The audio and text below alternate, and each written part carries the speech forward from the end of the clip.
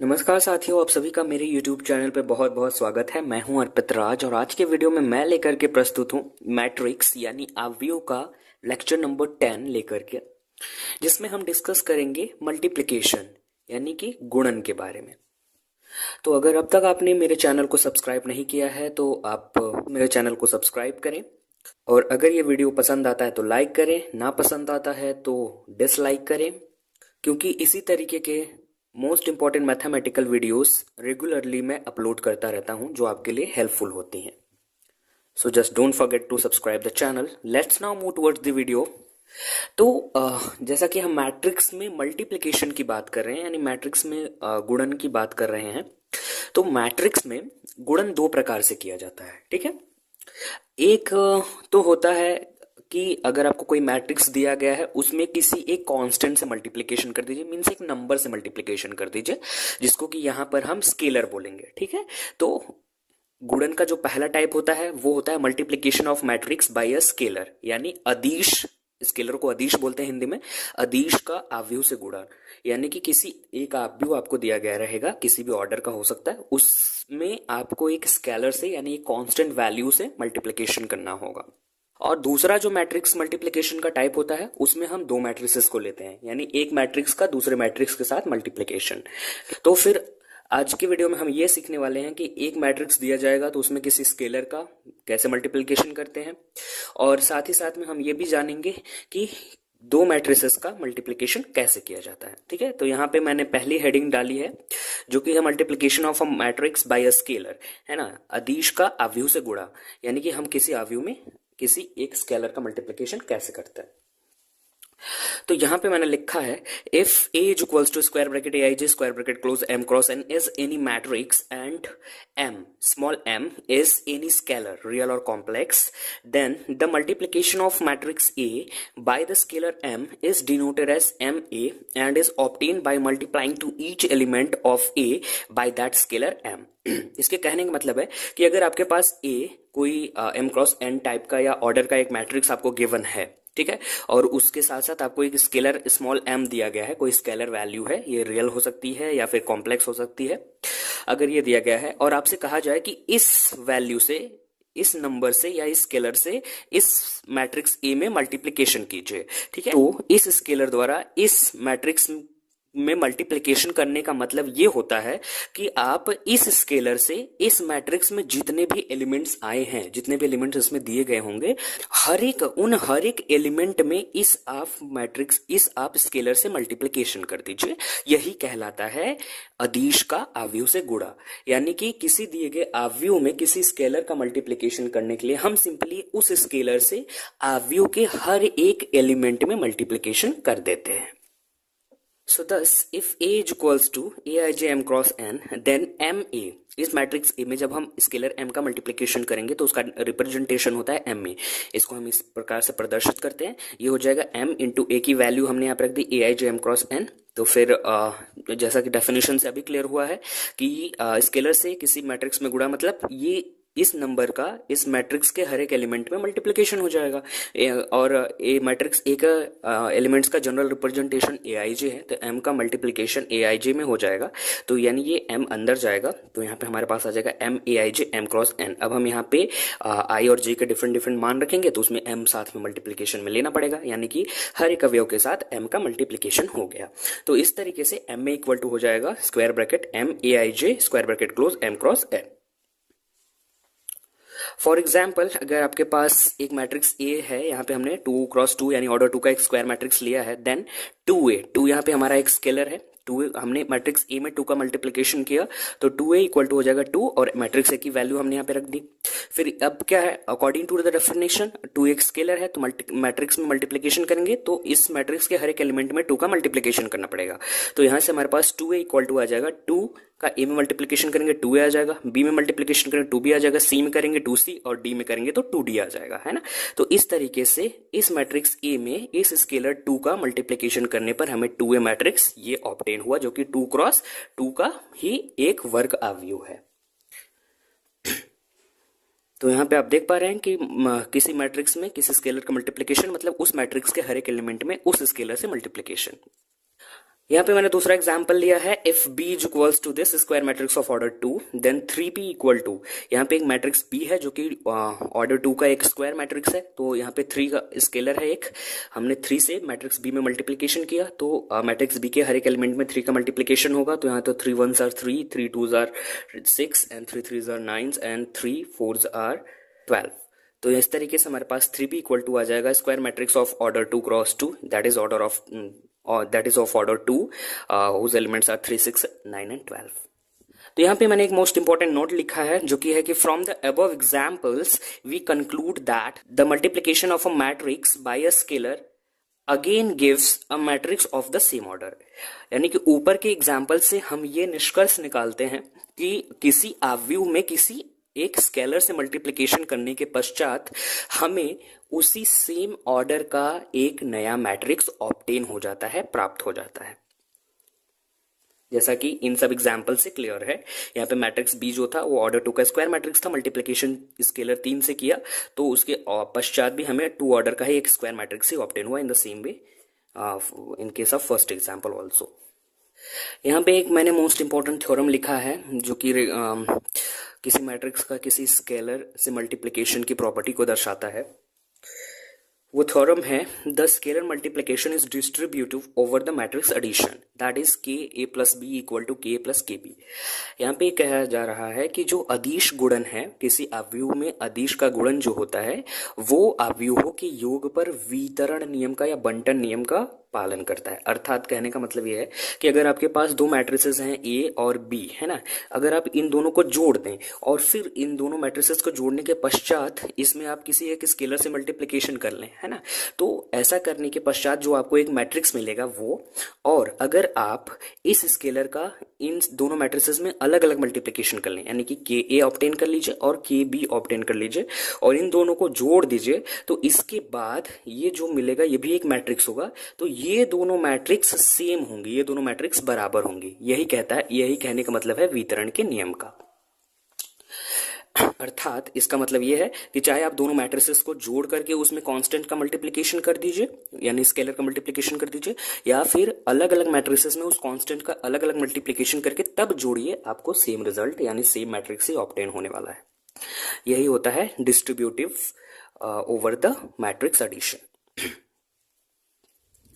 यहां पर प्रूफ करा गया है, प्रूफ में लिखा है सिंस वी हैव के A plus B equal to K A I J plus B I जे। यहाँ पे मैंने क्रम को नहीं लिखा है, ये अंडरस्टूड है कि एम क्रॉस एन के, ए और बी दो मैट्रिसेस हैं, तो यहाँ पे के और ए प्लस बी का हम according to definition A equal to A I J M cross N और plus B I J M cross N, order मैंने नहीं लिखा है, अंडरस्टूड है। तो यहाँ पे के और फिर A I J plus B I J as it is. तो अब यहाँ पे चूंकि दो मैट्रिसेस का एडिशन हो रहा है तो फिर हम इन दोनों को एक ब्रैकेट में लिख करके स्क्वायर ब्रैकेट लगा देंगे, तो के और फिर यहाँ पे ए I J plus B I जे हो जाएगा। बाहर आप ऑर्डर लिख सकते हैं, आपको हर जगह लिखना पड़ेगा फिर, और फिर यहाँ से ये हमारा ई दैट इज इक्वल टू, ये हमने ब्रैकेट हटाया, के A I J plus B I जे आ गया। अब चूंकि ये एक मैट्रिक्स है ए I J plus B I जे और इसमें हम एक स्केलर से मल्टीप्लिकेशन कर रहे हैं, तो इसके एलिमेंट्स में, इसके हर एक एलिमेंट में मल्टीप्लिकेशन हो जाएगा, तो अर्थात ये के अंदर चला जाएगा, तो यहाँ से आ जाएगा K A I J plus K into A I J plus B I J. अब यहाँ से के मल्टीप्लिकेशन करेगा क्योंकि ये सब तो नंबर्स ही होते हैं, तो यहाँ से K A I J plus K B I जे हो जाएगा। और फिर अब ये के ए आई जे और के बी आई जे को हमने अलग अलग किया, यानी अलग अलग मैट्रिसेस के रूप में लिख सकते हैं क्योंकि ये योग है, तो के A I J plus K B I जे हो जाएगा इक्वल टू, यहाँ से अब इसमें के कॉमन कर सकते हैं, तो यहाँ से हमने के कॉमन कर लिया और यहाँ बी आई जे में से के बी आई जे में से भी के कॉमन कर लिया, तो ये आया हमें। और फिर अब इस तरीके से आप देख पा रहे हैं ए आई जे मैट्रिक्स ए है और B I J matrix B है, तो इस तरह से K A plus B equal to K A plus K B आ जाएगा, और यही हमें प्रूफ करना था।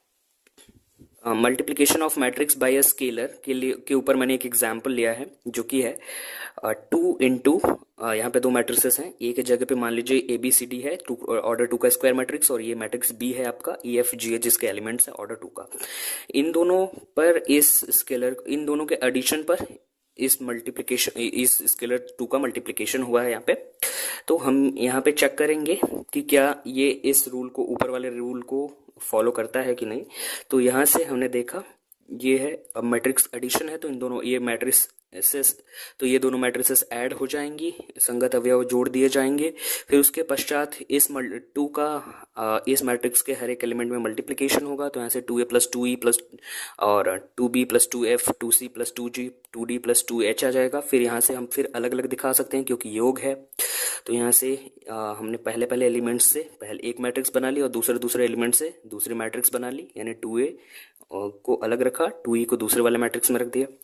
तो यहाँ से आप देख पा रहे हैं इस मैट्रिक्स में हर जगह 2 कॉमन है और इस मैट्रिक्स में हर जगह 2 कॉमन है, तो यहाँ से हमने 2 को बाहर कर लिया।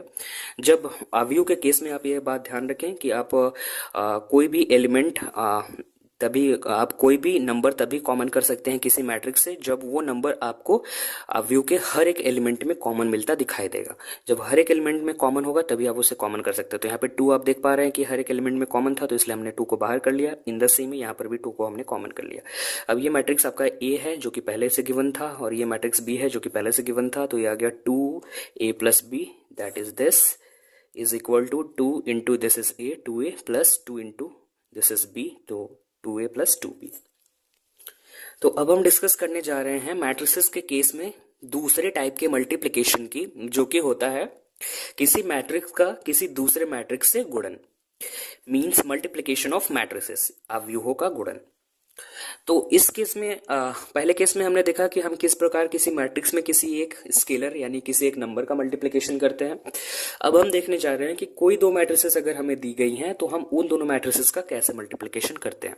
तो मैट्रिक्स मल्टीप्लिकेशन से पहले एक यहाँ पे इंपॉर्टेंट नोट मैंने लिखा है जो कि है for the multiplication of to matrices से ए एंड बी। मान लीजिए कि दो मैट्रिसेस हमारे पास हैं, इनको हमें मल्टीप्लाई करना है, ए और बी का मल्टीप्लिकेशन करना है। We must have the number of columns in the first matrix, that is A, यानी A मल्टीप्लिकेशन, A और B के मल्टीप्लिकेशन के लिए अवयव A में स्तंभों की संख्या, नंबर ऑफ कॉलम्स, यानी अवयव में जितने सारे, यानी अवयव A में जितने सारे स्तंभ हैं, must be equal to the number of rows in the second matrix, that is B, वो बराबर होने चाहिए अवयव B, यानी दूसरे अवयव यानी अवयव B के नंबर ऑफ रोज, पंक्तियों की संख्या के बराबर होनी चाहिए। यानी कि दो अवयवों ए और बी का मल्टीप्लिकेशन करने के लिए यह अनिवार्य प्रतिबंध है, मोस्ट इंपॉर्टेंट और मस्ट नेसेसरी कंडीशन है कि पहले अवयव में स्तंभों की संख्या दूसरे अवयव में पंक्तियों की संख्या के बराबर होनी चाहिए, अन्यथा आप दो अवयवों का मल्टीप्लिकेशन नहीं कर सकते। तो इस बात को आप ध्यान में रखें। So the definition of multiplication of matrices says that if A is equals to Aij of M cross N and B is equals to Bij of N cross P, just look at the order of the both of the matrices.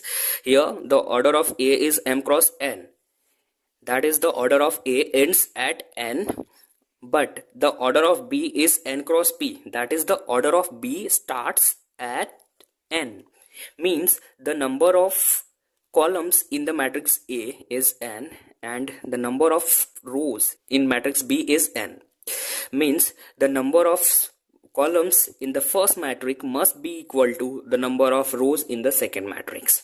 This is understood.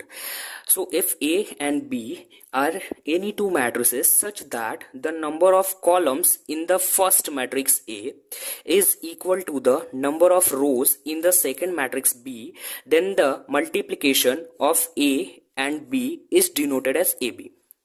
है ना, यानी कि अगर आपके पास दो matrices A और B हैं इस प्रकार से कि मैट्रिक्स, पहले मैट्रिक्स यानी A में स्तंभों की संख्या बराबर B में पंक्तियों की संख्या है, तो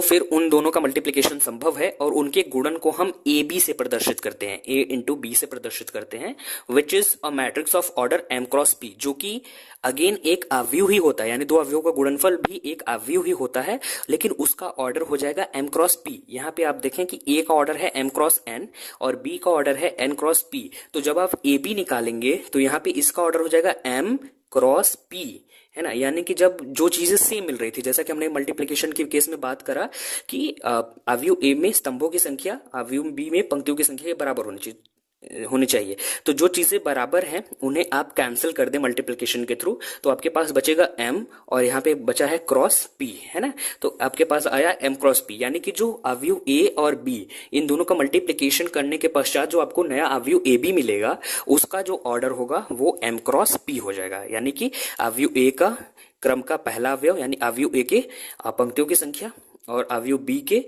स्तंभों की संख्या वो का गुणन कर देंगे तो आपको उस नए मैट्रिक्स ए बी का क्रम या ऑर्डर मिल जाएगा। तो यही कह रहा है कि मैट्रिक्स मल्टीप्लिकेशन जो है ए और बी का ए बी से डिनोट किया जाता है, which is a matrix of order M cross P whose elements से सी आई जे। मान लिया हमने कि ए बी बराबर सी आई जे है और इसका ऑर्डर यहाँ पे है एम क्रॉस पी, है ना। तो इसके जो एलिमेंट्स हैं उसको मैंने उनका जनरल रिप्रेजेंटेशन मैंने सी आई जे मान लिया है। Are obtained by the addition of multiplications of corresponding elements of ith rows of matrix A and jth column of elements of matrix B. तो यहाँ पे ध्यान देने वाली बात है कि दो अवयवों का मल्टीप्लिकेशन कैसे किया जाता है। ये तो कंडीशन था कि ठीक है भाई कि उनके पहले मैट्रिक्स के स्तंभों की संख्या दूसरे मैट्रिक्स के पंक्तियों की संख्या के बराबर होनी चाहिए और उनका ऑर्डर क्या आ जाता है लास्ट में, वो तो ठीक था।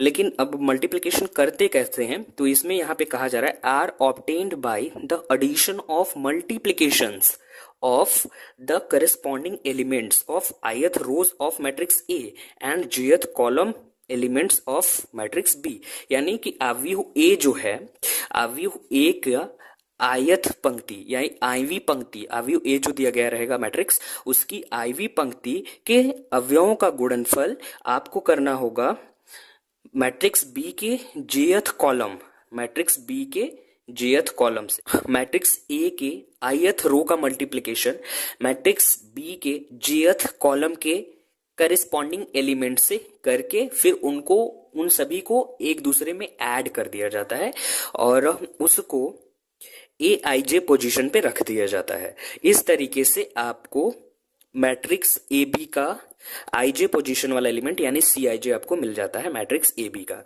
ठीक है। तो इसको मैं कुछ एग्जाम्पल से आगे क्लियर करूंगा। फॉर एग्जाम्पल मैंने यहाँ पे एक क्वेश्चन लिया है, if A equal to 1 2 3 4 that is a square matrix of order 2 और यहाँ पे बी इक्वल टू भी एक स्क्वायर मैट्रिक्स ऑफ ऑर्डर 2 है। तो यहाँ पे ए बी इज पॉसिबल मैंने लिखा है क्योंकि मैट्रिक ए का बी से गुणा करना है तो ए में स्तंभों की संख्या यहाँ पे 2 है और बी में पंक्तियों की संख्या भी यहाँ पे 2 ही है ना। यानी सेम ऑर्डर की जो स्क्वायर मैट्रिसेस होती है उनका तो मल्टीप्लिकेशन ऑलवेज पॉसिबल होगा। तो यहाँ पे चूंकि ए में पहले मैट्रिक्स में स्तंभों की संख्या दूसरे मैट्रिक्स में पंक्तियों की संख्या के बराबर है तो यहाँ पे ए बी पॉसिबल होगा यानी मल्टीप्लिकेशन किया जा सकता है। तो यहाँ पे मैंने लिखा ए बी इक्वल टू, अब हम क्या करते हैं कि मैट्रिक्स ए की पहली पंक्ति से शुरू करेंगे और फिर इस पहली पंक्ति को पकड़ेंगे और इस पहली पंक्ति का मैट्रिक्स बी के हर एक स्तंभ के करस्पॉन्डिंग एलिमेंट से मल्टीप्लिकेशन कर करके फिर उनको ऐड कर करके एक जगह पे लिखेंगे, ठीक है। तो यहां से मैंने जैसे पहली पंक्ति पकड़ी और फिर इसके बाद यहां से पहला स्तंभ पकड़ना पड़ेगा। तो यहां से पहली पंक्ति के पहले अवयव का मल्टीप्लिकेशन पहले स्तंभ के पहले अवयव से करेंगे। तो यहां से 1 into 5 करेंगे, तो ये मैंने लिखा 1 into 5 और फिर उसके बाद अब पहली पंक्ति का पहले अवयव का पहले से हो गया, अब दूसरे अवयव का दूसरे अवयव से करेंगे। तो यहां से 2 into 7 आ जाएगा, प्लस करके 2 into 7 आ जाएगा, ठीक है। ये हो गया। तो इस पंक्ति का इस स्तंभ के साथ मल्टीप्लिकेशन हो चुका है, ठीक है। अब हम इसको चूंकि हमने यहाँ पे पहली पंक्ति और पहले स्तंभ का मल्टीप्लिकेशन किया था तो इसलिए अब हम इसे A11 पोजीशन पे रखेंगे, है ना। पहली पंक्ति पहले स्तंभ का मल्टीप्लिकेशन तो A11 या C11 पोजीशन पे रखेंगे क्योंकि हमने CIJ माना है। तो यहाँ पे C11 पोजीशन पे इसको मल्टीप्लिकेशन अलग अलग करके प्लस का निशान लगा के जोड़ करके एक जगह पे A11 पोजीशन पे रखा।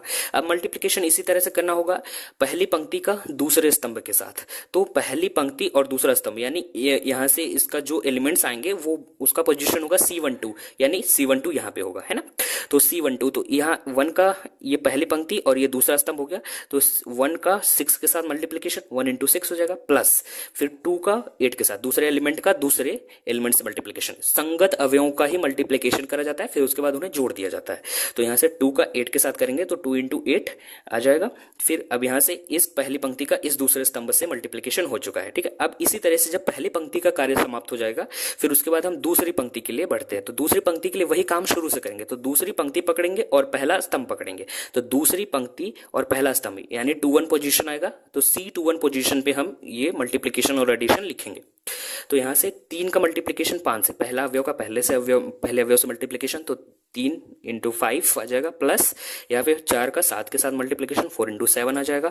अब इस स्तंभ का मल्टीप्लीकेशन इस पंक्ति से हो चुका है, अब इस पंक्ति का मल्टीप्लीकेशन इस स्तंभ से करेंगे, तो 3 का 6 से गुणा करेंगे तो 3 इंटू 6 प्लस यहाँ पे 4 का 8 यानी दूसरे अवयव का दूसरे से मल्टीप्लीकेशन करेंगे तो 4 इंटू 8 आ जाएगा, ठीक है। अब इसे सॉल्व कर लेंगे जनरली, तो यहाँ पे ये 5 और ये आ जाएगा 7 दूने 14, तो ये 14 और 5 19 आ जाएगा।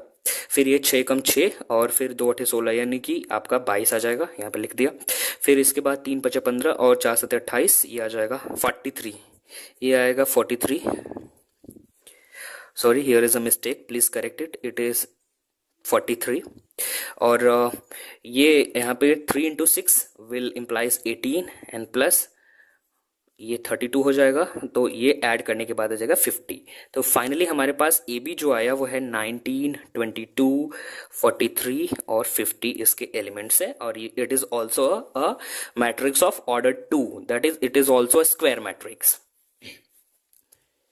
तो जो सेम ऑर्डर की स्क्वायर मैट्रिसेस होती हैं उनमें तो मल्टीप्लिकेशन ऑलवेज पॉसिबल ही होता है, बट कोई ज़रूरी नहीं है। बट अगर हम आमतौर पे जनरल मल्टीप्लिकेशन की बात करें, वहाँ पे डिफरेंट ऑर्डर्स की जो मैट्रिसेस हों, तो कोई ज़रूरी नहीं कि उनका मल्टीप्लिकेशन हमेशा पॉसिबल होगा, क्योंकि उसके लिए एक स्पेशल कंडीशन है कि पहले वाले में स्तंभों की संख्या दूसरे में पंक्तियों की संख्या के बराबर होनी चाहिए। तो कोई ज़रूरी नहीं है कि मैट्रिक्स मल्टीप्लिकेशन हमेशा एग्जिस्ट करेगा। उसके लिए सबसे पहले मैट्रिक्स मल्टीप्लिकेशन करने के लिए आपको इस मोस्ट इंपॉर्टेंट कंडीशन को चेक करना पड़ेगा, फिर उसके बाद मल्टीप्लिकेशन के लिए जाना पड़ेगा। तो मल्टीप्लिकेशन करने के लिए, दो मैट्रिसेस का मल्टीप्लिकेशन करने के लिए आप ये आकृति याद रखें, एक ऐसी लाइन और फिर उसके बाद एक ऐसी लाइन। ये जो हॉरिजॉन्टल लाइन है ये बताती है कि आपको पहले मैट्रिक्स की पंक्तियां लेनी है, ठीक है। और ये जो लाइन है ये बताती है कि आपको दूसरे मैट्रिक्स यानी जिसमें मल्टीप्लिकेशन करना है उसके स्तंभ लेना है, यानी पंक्तियों का गुणा आपको स्तंभों में करना है, ठीक है। तो यहाँ पहली पंक्ति का पहला अवयव, इसका मल्टीप्लिकेशन इस स्तंभ के पहले अवयव से, इस पंक्ति का चाहे पहली पंक्ति हो चाहे दूसरी तीसरी जो भी पंक्ति हो, इस पंक्ति के दूसरे अवयव का मल्टीप्लिकेशन इस स्तंभ के दूसरे अवयव के साथ मल्टीप्लिकेशन, फिर इसी तरीके से आगे बढ़ते जाना है, फिर सारे मल्टीप्लिकेशंस को ऐड कर देना है। अब ये आईवी पंक्ति और ये जेवा स्तंभ था, तो इन सभी मल्टीप्लिकेशन के बाद ऐड करके इन सब को हम सी आई जे पोजिशन पे मैट्रिक्स ए बी में रखेंगे, ठीक है। यहाँ पे 1 2 3 आई जी का मान हो सकता है, तो उसी पोजीशन पे ऐसे रखा जाता है। तो आप इस लाइन को, इस आकृति को याद रखें, ये पंक्ति को दर्शाती है और ये स्तंभ को दर्शाती है मैट्रिक्स मल्टीप्लिकेशन के केस में। अब देखते हैं मैट्रिक्स मल्टीप्लिकेशन का दूसरा एग्जाम्पल। यहाँ पे मैंने एक मैट्रिक्स ए लिया है जो कि 3 ऑर्डर का एक स्क्वायर मैट्रिक्स है, उसके एलिमेंट्स यहाँ पे लिखे गए हैं, और एक मैट्रिक्स बी लिया है जिसका ऑर्डर 2 क्रॉस 3 है, जिसके एलिमेंट्स यहाँ पे दर्शाए गए हैं। तो यहाँ पे मैंने लिखा है here A B is not possible. The question is why A B is not possible, so let's check. यहाँ पे हम मैट्रिक्स मल्टीप्लिकेशन को चेक करने के लिए कि मल्टीप्लिकेशन किया जा सकता है कि नहीं मैट्रिसेस का, उसके लिए बस हम सिंपली ऑर्डर देखते हैं कि यहाँ पे जो ऑर्डर है, इस मैट्रिक्स का पहले मैट्रिक्स का ऑर्डर है 3 क्रॉस 3 और दूसरे मैट्रिक्स का ऑर्डर है 2 क्रॉस 3। और मैट्रिक्स मल्टीप्लिकेशन के लिए जो अनिवार्य प्रतिबंध है वो ये है कि पहले मैट्रिक्स में स्तंभों की संख्या, यानी कि इस ऑर्डर में हम जानते हैं कि यहाँ पे ये पंक्तियों की संख्या होती है और ये स्तंभों की संख्या होती है किसी मैट्रिक्स का ऑर्डर में। तो यहाँ पे स्तंभों की संख्या मीन्स ऑर्डर का लास्ट वाला टर्म, और फिर दूसरे मैट्रिक्स में पंक्तियों की संख्या के बराबर होना चाहिए, है ना। तो दूसरे वाले में पंक्तियों की संख्या यानी कि इस ऑर्डर का पहला टर्म। तो यहाँ पे आप देख पा रहे हैं कि मैट्रिक्स मल्टीप्लिकेशन के लिए पहले अवयवों के स्तंभों की संख्या दूसरे अवयवों के पंक्तियों की संख्या के बराबर होनी चाहिए, बट यहाँ पे पहले अवयव में यानी अवयव ए में स्तंभों की संख्या 3 है, लेकिन अवयव बी में पंक्तियों की संख्या आपके पास 2 ही है। आप देख सकते हैं 1 और 2 है ना। तो इस तरीके से यहाँ पे स्तंभों की संख्या पंक्तियों की संख्या के बराबर नहीं आई, तो इसलिए यहाँ पे ए बी पॉसिबल होगा ही नहीं। मल्टीप्लिकेशन आप करके देखेंगे तो नहीं आएगा। ए बी का मल्टीप्लिकेशन जब करना होगा तो हम इस लाइन के तहत मल्टीप्लिकेशन करते हैं, यानी पहले की पंक्ति और दूसरे का स्तंभ। तो यहाँ से 4 और एकम 4 तो हो जाएगा, प्लस 0 × 2 तो भी हो जाएगा, फिर इसका 3 का यहाँ पे नीचे कोई एलिमेंट ही नहीं है जिससे मल्टीप्लिकेशन करें। तो यहाँ पे इसका वजह ये है कि इसकी पंक्ति यहाँ अवयव बी में केवल 2 ही पंक्तियां हैं जो कि इसके स्तंभों की संख्या के बराबर नहीं है ना। तो इसलिए यहाँ पे मल्टीप्लिकेशन पॉसिबल नहीं है, परिभाषित नहीं है। But B A is possible. यहाँ पे मैंने लिखा है कि B into A, matrix B का ए के साथ मल्टीप्लिकेशन वो पॉसिबल है। In fact B A is a matrix of order 2×3। तथ्यात्मक रूप से बी ए जो है वो एक मैट्रिक्स आपको ऑब्टेन होगा ऑफ ऑर्डर 2×3, यानी 2 पंक्ति 3 स्तंभ वाला एक मैट्रिक्स आपको ऑब्टेन हो जाएगा बी ए। चलिए करके देखते हैं। यहाँ पे ये आपका मैट्रिक्स बी है और ये मैट्रिक्स आपका ए था। तो यहाँ पे आप बी का ऑर्डर आप देख सकते हैं कि ये है 2×3 और ए का ऑर्डर है आपका 3×3। अब आप बी में देखें तो पंक्तियों की संख्या स्तंभों की संख्या 3 है और ए में पंक्तियों की संख्या भी 3 ही है। तो यहाँ से पहले मैट्रिक्स में स्तंभों की संख्या बराबर दूसरे मैट्रिक्स में पंक्तियों की संख्या है, तो यहाँ से यहाँ पे मल्टीप्लिकेशन पॉसिबल है। बी ए यहाँ पे हमें मिल जाएगा।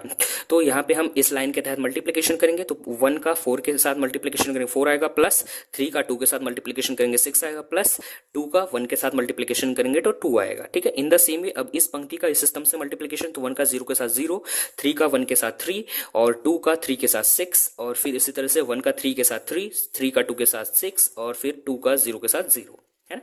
इन द सेम इस पंक्ति का मल्टीप्लिकेशन हम इनके प्रत्येक स्तंभ से करेंगे और जोड़ के लिखेंगे।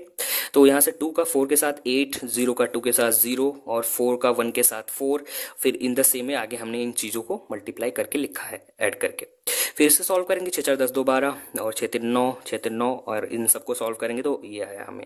तो यहाँ से आप देख पा रहे हैं कि जो मैट्रिक्स बी ए है मल्टीप्लिकेशन के पश्चात आपको ये मैट्रिक्स ऑब्टेन हुआ है जिसका कि ऑर्डर 2×3 है ना। तो इस तरीके से आपने देखा कि ए बी आपको नहीं मिला, ए बी पॉसिबल ही नहीं हुआ, ए और बी का मल्टीप्लिकेशन नहीं हुआ, लेकिन बी और ए का मल्टीप्लिकेशन यानी बी ए आपको मिल गया है ना।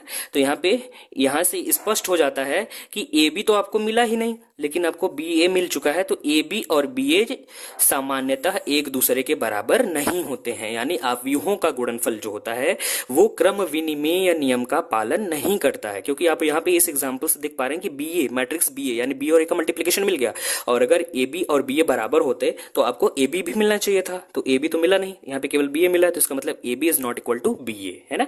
यानी मैट्रिक्स अवयवों का जो गुणनफल होता है, 2 अवयवों का गुणनफल होता है, वो क्रम विनिमय का नियम पालन नहीं करता। यानी कि आपको अगर ए से बी में मल्टीप्लिकेशन करने के लिए दिया जाएगा, यानी ए बी ज्ञात करने के लिए दिया जाएगा, तो आपको ए बी ही निकालना पड़ेगा है ना। आप बी ए मत निकाल दीजिएगा ये सोच करके कि ए बी और बी ए तो बराबर ही होगा, तो ऐसा कुछ नहीं होता है। मैट्रिक्स मल्टीप्लिकेशन क्रम विनिमय नियम का पालन नहीं करता है। ये था मोस्ट इंपॉर्टेंट फैक्ट। यहाँ पे मैंने कुछ मोस्ट इंपॉर्टेंट नोट्स लिखे हैं। पहला नोट कहता है कि यदि ए कोटि m×n का तथा मैट्रिक्स बी कोटि n×p का अवयव हो तो अवयव ए बी की कोटि m×p होगी है ना। यानी कि ए जो है वो एक मैट्रिक्स है, वो है m×n का, और बी जो है वो n×p का है। और यहाँ पे ये कहा गया कि ए बी पॉसिबल है, यानी कि पहले अवयव में स्तंभों की संख्या बराबर दूसरे अवयव में पंक्तियों की संख्या है, आप देख पा रहे हैं। तो यहाँ से आपका जो ए बी निकलेगा, तो ये जो चीजें सेम मिल रही हैं इन्हें आप एलिमिनेट कर दीजिए और जो बचा है वही लिख दीजिए, वही मल्टीप्लिकेशन वाले मैट्रिक्स का ऑर्डर हो जाएगा। तो यहाँ पे m बचा था, यहाँ पे p बचा था, तो m×p यानी मैट्रिक्स ए बी का ऑर्डर हो जाएगा m×p। फॉर एग्जाम्पल अगर a आपका मैट्रिक्स है 2×3 का और मैट्रिक्स b आपका है 3×5 का, तो जो ए बी होगा यहाँ से 3 और 3 एलिमिनेट हो जाएगा, वो एक मैट्रिक्स आपको मिलेगा 2×5 का। आप अपने इच्छानुसार कोई एग्जाम्पल लेकर के इसे प्रूफ करके देख सकते हैं। सेकेंड नोट ये कहता है कि अवयवों का गुणन क्रम विनिमय नियम का पालन नहीं करता। जैसा कि अभी हमने जस्ट अर्लियर एग्जांपल नंबर 2 में देखा कि मैट्रिक्स का मल्टीप्लिकेशन जो होता है वो कम्यूटेटिव नहीं होता है, मींस क्रम विनिमय नियम का पालन नहीं करता है, अर्थात सामान्यतः A B is not equal to B A. सामान्यतः यहाँ पे वर्ड लिखा है सामान्यतः, अगर दोनों मैट्रिसेस ए हों, ए एक ही हो, तो A square equal to A square तो होता ही होता है। तो उस केस में आपका ए इंटू ए निकालो, चाहे आपका ए इंटू ए, ये तो ए इंटू ए के बराबर ही होगा, चाहे आगे से मल्टीप्लिकेशन, चाहे इनको आगे पीछे करके रखें, चाहे जैसे रखें, क्या है कि क्योंकि दोनों मैट्रिसेस तो सेम ही है, तो इसलिए उस केसेस में तो फॉलो कर जाता है। जब दोनों मैट्रिसेस सेम होते हैं तो उसमें मल्टीप्लिकेशन का जो है क्रम विनिमय नियम को फॉलो कर जाता है। लेकिन अगर मैट्रिसेस सेम नहीं हो तो सामान्यतः यानी जनरली, कुछ केसेस में हो सकता है फॉलो कर जाए, लेकिन जनरली मैट्रिक्स मल्टीप्लिकेशन जो होता है वो कम्यूटेटिव लॉ को फॉलो नहीं करता है। क्योंकि इसके दो कारण हो सकते हैं। क्योंकि यदि ए बी प्राप्त किया जा सकता है, मान लीजिए कि ए और बी आपको दो मैट्रिसेस दी गई हैं, उनका मल्टीप्लिकेशन पॉसिबल था, यानी ए बी आपने निकाल लिया, ठीक है, तो कोई जरूरी नहीं है कि बी ए भी प्राप्त हो, तो इसका कोई जरूरी नहीं है कि आपको बी ए मैट्रिक्स मिल जाए। जैसा कि अभी सेम हमने ये इस एग्जाम्पल में हमने यहाँ पे चेक करा कि यहाँ पे हमको देखिए बी ए पॉसिबल था लेकिन ए बी पॉसिबल नहीं था, है ना। तो उसी तरीके से हो सकता है कि कभी ए बी पॉसिबल हो जाए लेकिन बी ए पॉसिबल ना हो। तो उस तरीके से ये पहला कारण है कि जिससे कि क्रम विनिमय नियम जनरली फॉलो नहीं होता है मैट्रिक्स मल्टीप्लिकेशन में। दूसरा कारण क्या है? दूसरा कारण है, और यदि बी ए भी प्राप्त हो, यानी ए बी मल्टीप्लिकेशन भी प्राप्त हो जा रहा है और बी ए भी प्राप्त हो जा रहा है, तो भी कोई जरूरी नहीं है कि ए बी और बी ए के क्रम यानी ऑर्डर समान हो, है ना। यानी कि मान लीजिए कि आपने मल्टीप्लिकेशन किया तो आपको ए बी भी मिल जा रहा है, यानी ए और बी का भी मल्टीप्लिकेशन पॉसिबल है, और बी ए भी मिल जा रहा है, यानी बी और ए का भी मल्टीप्लिकेशन पॉसिबल हो जा रहा है, आपको ऐसी मैट्रिसेस मिल जा रही हैं। तो कोई ये जरूरी नहीं है आमतौर पर सामान्यतः कि वो दोनों तो ए बी और बी ए के ऑर्डर सेम आए, है ना। फॉर एग्जाम्पल यहाँ पे अगर ए कोई मैट्रिक्स हो ऑफ ऑर्डर 2x3 और बी कोई मैट्रिक्स हो 3x2 का, तो आप देख पा रहे हैं ए बी पॉसिबल है क्योंकि स्तंभों की संख्या पंक्तियों की संख्या के बराबर है ना। तो ए बी तो आपको मिल जाएगा। इन द सेम अगर आप बी ए की बात करें तो बी में स्तंभों की संख्या 2 और ए में पंक्तियों की संख्या 2, तो यहाँ से आपको बी ए भी मिल जाएगा। लेकिन ए बी का जो ऑर्डर होगा वो होगा आपका 2x2 का, और बी ए का जो ऑर्डर हो जाएगा वो होगा आपका 3x3 का, ठीक है। तो यहाँ से आप देख पा रहे हैं कि ए बी और बी ए दोनों तो पॉसिबल है, लेकिन इन दोनों के ऑर्डर जो है वो डिफरेंट है। और हम इक्वालिटी ऑफ टू मैट्रिसेस से ये जानते हैं कि दो मैट्रिसेस एक दूसरे के बराबर तभी हो सकती हैं जब उनके संगत अवयव बराबर हो और उसके साथ साथ उन मैट्रिसेस का ऑर्डर भी यानी क्रम भी बराबर हो। तो यहाँ पे क्रम बराबर है ही नहीं, तो फिर वो मैट्रिसेस एक दूसरे के बराबर नहीं हो सकती है ना। तो सामान्यतः मैट्रिक्स का मल्टीप्लिकेशन जो होता है वो कम्यूटेटिव लॉ यानी क्रम विनिमय नियम का पालन नहीं करता। थर्ड नोट हमारा कहता है यदि ए कोई अवयव हो, स्पेशली ये है स्क्वायर मैट्रिसेस के लिए, कि if A is equals to A J N cross N, है ना। यहाँ पे ये ऑर्डर है एन क्रॉस एन, यानी ए कोई एन ऑर्डर का एन कोटि का एक वर्ग अवयव है अगर, तो is any square matrix then A square A cube and so on are possible, है ना। जब ए अगर कोई मैट्रिक्स है तो ए का ए से ही गुणन पॉसिबल होता है, और कब? जब ए आपका वर्ग अवयव होता है, ठीक है। और जब आपका ए आपका वर्ग अवयव रहेगा तो स्तंभों की संख्या बराबर पंक्तियों की संख्या, वो तो होती ही होती है।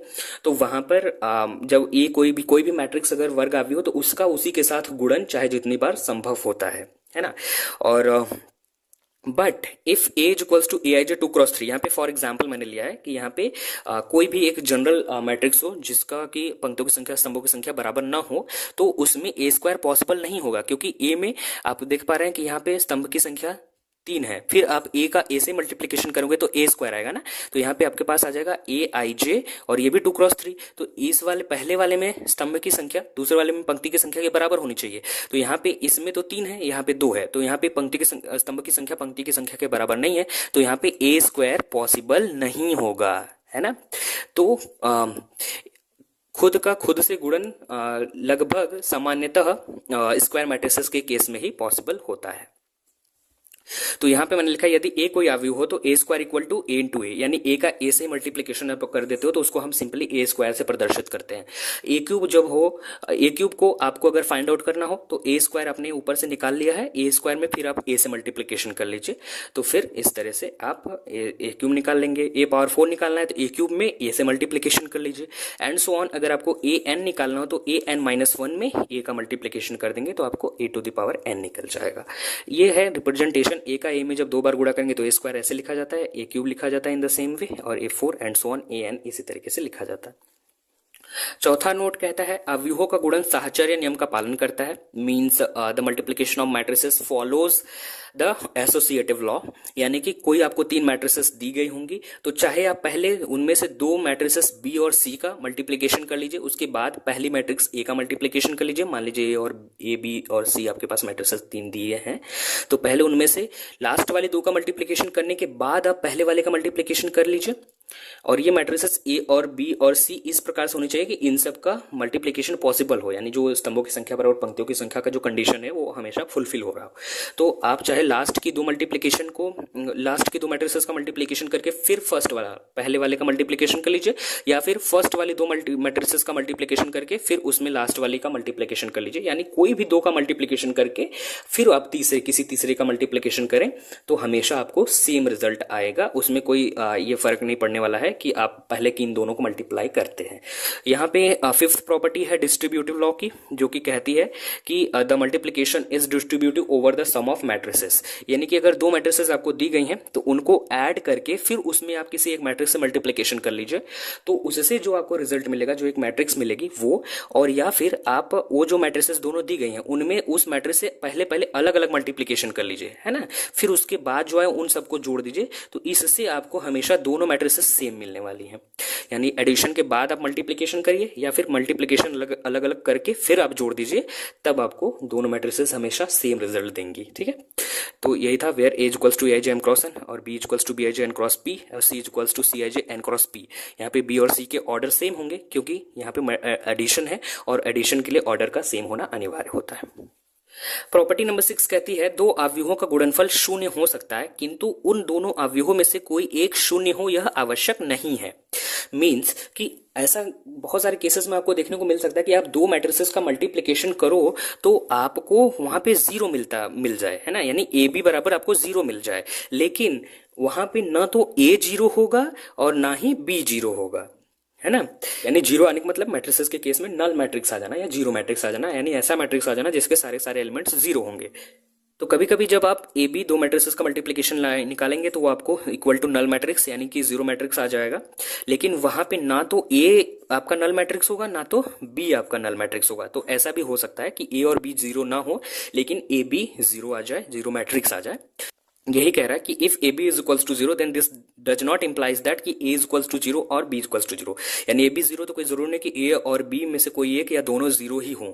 और if A is not equal to 0 यानी ए अगर 0 नहीं है, ए और बी 0 नहीं भी हैं, तब पर भी वी मे हैव, तब पर भी हमारे पास ए बी इक्वल टू 0 आ सकता है।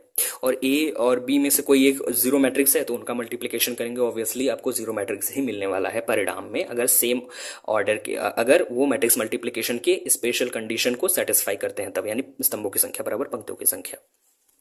फॉर एग्जाम्पल इस कंसेप्ट को अभी जो हमने डिस्कस किया इसे समझने के लिए एक एग्जाम्पल है यहाँ पे, ए इक्वल्स टू एक ऑर्डर 2 का स्क्वायर मैट्रिक्स है और बी भी एक ऑर्डर 2 का स्क्वायर मैट्रिक्स है। तो आप यहाँ पे जिसके एलिमेंट, तो यहाँ पे हमने मैट्रिक्स मल्टीप्लिकेशन ए बी निकाला है, तो ए बी ए मैट्रिक्स और बी मैट्रिक्स हमने रख दिया क्योंकि यहाँ पे स्तंभों की संख्या पंक्तियों की संख्या के बराबर है, चूंकि दोनों सेम ऑर्डर के स्क्वायर मैट्रिक्सेस है तो यहाँ पे मल्टीप्लिकेशन पॉसिबल है। तो यहाँ पे हम ए बी निकालेंगे, तो हम मैट्रिक्स मल्टीप्लिकेशन का जिस तरह से करते हैं इस रेखा के तहत, तो वही वाला हम करेंगे, इसकी पंक्तियां इसके स्तंभ, वैसे मल्टीप्लिकेशन हमने किया है। अब तक आप पारंगत हो चुके होंगे तो आप करके देखिएगा। जब आप करेंगे तो यहाँ पे आएगा 0 × 1 + 1 × 0 और फिर 0 × 0 + 1 × 0 और 0 × 1 + 0 × 0 और 0 × 0 + 0 × 0। आप इसे चेक करके देखिएगा। इसे सॉल्व करेंगे तो आपके पास आएगा ए बी इक्वल्स टू 0 0 0, है ना। तो ये आपको एक मैट्रिक्स मिला ऑफ ऑर्डर 2 जिसके कि सारे एलिमेंट्स 0 हैं, है ना। तो यानी कि ये आप ऑर्डर 2 का एक नल मैट्रिक्स आपको मिल गया, 0 अवयव मिल गया या 0 अवयव मिल गया। तो ए बी बराबर तो यहाँ पे आपको 0 मिल गया, लेकिन आप क्लियरली देख पा रहे हैं कि यहाँ पे जो मैट्रिक्स ए है और मैट्रिक्स बी है ये 0 नहीं है, इनके सारे एलिमेंट्स 0 नहीं है। यहाँ पे एक एलिमेंट है देखिए 1 जो कि नॉन 0 है, इसमें मैट्रिक्स मैट्रिक्स बी में भी एक नॉन जीरो एलिमेंट है, यानी ए और बी तो जीरो के बराबर नहीं है, लेकिन आपको ए बी फिर भी मल्टीप्लीकेशन के पश्चात आपको जीरो मिल गया है ना। तो यहां से आप देख पा रहे हैं कि A B is equals to zero, but neither A equal to zero nor B equal to zero, है ना।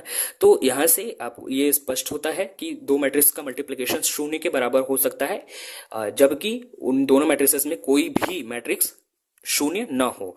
लेकिन ऑब्वियसली अगर a into zero is equals to zero आएगा, क्योंकि किसी अवयव का जीरो मैट्रिक्स से मल्टीप्लिकेशन करेंगे तो जीरो ही मिलने वाला है, क्योंकि इस दूसरे अवयव के हर एक अवयव जीरो ही होंगे। यहाँ पे ये कंडीशन होनी चाहिए कि ये मल्टीप्लिकेशन एग्जिस्ट करेगा, मतलब where o is the corresponding null matrix, यानी आपका अगर a कोई एक स्क्वायर मैट्रिक्स है और जीरो उसी ऑर्डर का आपके पास और जीरो उसी ऑर्डर का जीरो मैट्रिक्स या फिर नल मैट्रिक्स है, तो इनका मल्टीप्लिकेशन करेंगे तो आपको वही सेम ऑर्डर का जीरो मैट्रिक्स मिल जाएगा। सातवीं प्रॉपर्टी कहती है generally matrix multiplication do not follow the cancellation laws. जो सामान्यतः जो मैट्रिक्स का गुणन होता है वो कैंसिलेशन लॉ यानी कि निरसन नियम का पालन नहीं करता है। यानी कि अगर ए बी बराबर दो मैट्रिक्स से अगर आपके पास तीन मैट्रिक्सेस हैं ए बी सी, उनमें से आप ए बी निकालते हैं और ए सी निकालते हैं और ये दोनों चीजें एक दूसरे के बराबर आ जाती हैं, तो आप ऐसा नहीं कर सकते कि ए से ए को काट दें और आपके पास बी बराबर C, then it is not necessary that B equal to C. तो यही होता है कैंसिलेशन लॉ। चाहे ये तो लेफ्ट कैंसिलेशन लॉ है, इसी तरीके से राइट कैंसिलेशन लॉ भी होगा। ठीक है, तो यही था generally matrix multiplication do not follow the cancellation law. इसे आप चेक भी कर सकते हैं डिफरेंट डिफरेंट मैट्रिक्सेस अब लेकर के। फॉर एग्जाम्पल निरसन नियम को यानी कैंसिलेशन लॉ को प्रूफ करने के लिए यहाँ पे हमने एग्जाम्पल लिया है। ए इक्वल टू आप देख पा रहे हैं एक मैट्रिक्स है of order two, square matrix है। यहाँ पे बी भी एक स्क्वायर मैट्रिक्स है, सी भी एक स्क्वायर मैट्रिक्स है। इनके एलिमेंट्स को आप ध्यान से देख लें। यहाँ पे हमने ए बी निकाला है, ए बी पॉसिबल है क्योंकि सभी स्क्वायर मैट्रिक्सेस हैं, तो यहाँ पे ए बी पॉसिबल है। तो यहाँ पे हमने देखा ए बी जो आया वो हमारा नल मैट्रिक्स आया यानी जीरो मैट्रिक्स आया। इसी तरीके से हमने ए सी जब निकाला तो ये भी हमारा नल मैट्रिक्स आया, है ना। लेकिन अब आप ध्यान से देखें कि यहाँ से आपको मिल गया है ए बी बराबर ए सी, तो आप ए से ए कैंसिल करके बी इक्वल टू सी नहीं कर सकते यहाँ पे आप, क्योंकि but here we have B not equal to C. क्योंकि यहाँ पे आप बी देखें तो यहाँ पे ए वन वन पोजिशन पे 2 है, यहाँ सी में ए वन वन पोजिशन पे 1 है, यानी कि ये दोनों मैट्रिसेस एक दूसरे के बराबर नहीं है, है ना। तो इस तरीके से आप यहाँ पे देख पा रहे हैं कि मैट्रिक्स मल्टीप्लिकेशन जो होता है वो निरसन नियम का पालन नहीं करता है। ठीक। आठवीं प्रॉपर्टी कहती है A into I equal to A, where I is the unit matrix corresponding to the square matrix A. यानी अगर आपके पास ए कोई एक स्क्वायर मैट्रिक्स हो ऑफ ऑर्डर एन, तो फिर उसी ऑर्डर का आपका आइडेंटिटी मैट्रिक्स आप ले लीजिए और उन दोनों का मल्टीप्लिकेशन कर दीजिए। चूंकि दोनों स्क्वायर मैट्रिक्सेस हैं तो मल्टीप्लिकेशन ऑलवेज पॉसिबल, तो मल्टीप्लिकेशन कर देंगे A into I is equals to A, यानी वर्ग आव्यूह में उसी ऑर्डर के यूनिट मैट्रिक्स का मल्टीप्लिकेशन करेंगे तो आपको पुनः वही सेम पहले वाली मैट्रिक्स मिल जाएगी, है ना। तो आप इस रिजल्ट को हमेशा याद रखें, ए इंटू आई इक्वल टू ए हो जाता है, क्योंकि ये मल्टीप्लिकेटिव आइडेंटिटी होती है।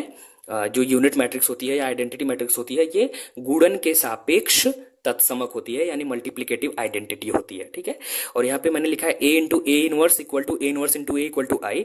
ये ए इनवर्स जो लिखा है वो अवयव ए का व्युत्क्रम अवयव होता है, जिसको कि अभी हम आगे डिस्कस करने वाले हैं।